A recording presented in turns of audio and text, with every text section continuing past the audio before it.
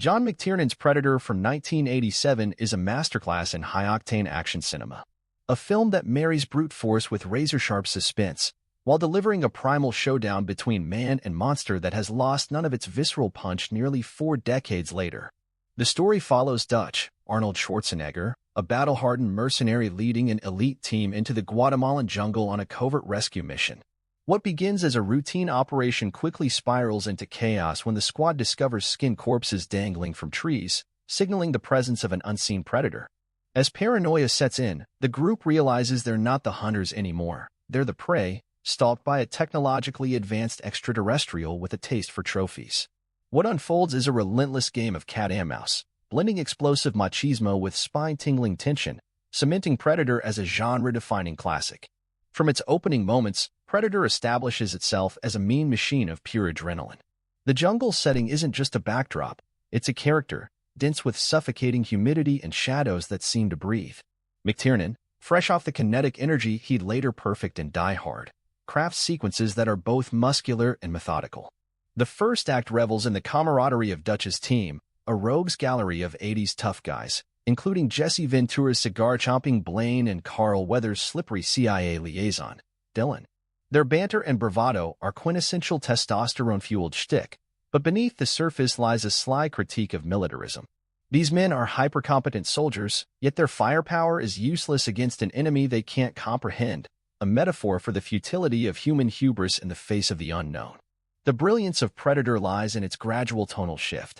What starts as a straightforward commando romp morphs into a survival horror flick, with the jungle itself turning hostile. The Predator, designed by Stan Winston, is a triumph of practical effects, its mandible-clenched visage and cloaking technology still iconic. Unlike the slasher villains of its era, this creature isn't mindlessly violent. It's a calculated hunter, toying with its victims, stripping them of their tactical advantages. The film's midsection, often criticized as slow, is actually a masterstroke of pacing. McTiernan lets tension simmer, using the Predator's thermal POV shots to create an atmosphere of omnipresent dread. By the time the team is picked off one by one, in gruesome, creative fashion, the audience is as disoriented and desperate as the surviving characters. Schwarzenegger, in peak form, delivers a performance that balances his larger-than-life persona with surprising vulnerability. Dutch isn't just a meathead with a minigun. He's a tactician stripped of control, forced to rely on primal instinct. The film's climax, a mud-smeared brawl between man and monster, is a raw, almost mythic duel. Gone are the guns and gadgets. This is fists, traps, and sheer willpower. It's here that Predator transcends its B-movie roots, becoming a meditation on survival and the limits of human endurance. The Predator, for all its otherworldly tech, recognizes Dutch as a worthy adversary, adding a twisted layer of respect to their clash. Critics who dismiss the film as brainless brawn overlook its craftsmanship.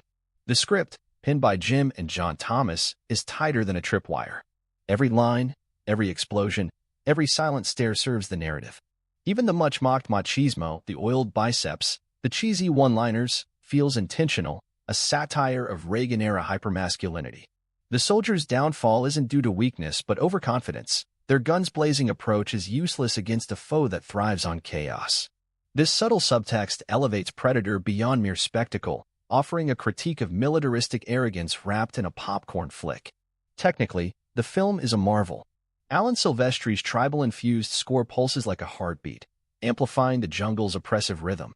Cinematographer Donald McAlpine contrasts lush greenery with the Predator's neon-infused thermal vision, creating a visual language that separates the human and alien perspectives. The effects, though pre-CGI, hold up astonishingly well. The Predator's cloaking device, a blend of practical suits and optical illusions, remains more unsettling than any digital trickery. Predator also thrives on its simplicity. There's no convoluted backstory for the creature, no diplomatic subplots, just pure, primal stakes. This laser focus keeps the runtime taut, with McTiernan wasting 0 frames on filler. The film's legacy lies in its influence. It birthed a franchise, sure, but more importantly, it redefined the action genre. Modern films like A Quiet Place or The Revenant owe a debt to its tension-heavy, environment-driven suspense. Yet, for all its intensity, Predator never loses its sense of fun. It's a movie that knows exactly what it is, an unapologetic celebration of grit, guts, and ingenuity. Whether it's Blaine mowing down foliage with his minigun, Dutch letting out a guttural roar, or the predator's spine-collecting grotesquerie, the film leans into its excesses with a wink. Even the slower moments, like Dutch crafting makeshift weapons, are charged with a quiet intensity that makes the payoff explosive. In an era where action films often drown in CGI and overstuffed plots, Predator stands as a testament to the power of simplicity. It's a film that respects its audience's intelligence, trusting them to piece together the horror from glimpses and sound design. The Predator isn't overexplained. Its motives are primal, its presence elemental. This ambiguity fuels the terror, making it a villain for the ages. 37 years later, Predator remains a benchmark. It's a rare blockbuster that balances spectacle with smarts, muscle with mood, and chaos with coherence. From its quotable dialogue to its nail-biting finale, the film is a masterwork of genre filmmaking, a reminder that great action isn't just about what you see, but what you feel in your gut. For fans of sci-fi, horror, or straight-up adrenaline, Predator isn't just a movie, it's an experience. And as Dutch would say, if it bleeds, we can kill it. But why would you want to? This is one hunt that deserves to live forever. I hope you enjoyed this review. If you did, please like, subscribe, and hit the bell to stay up to date with all my movie reviews and movie analysis.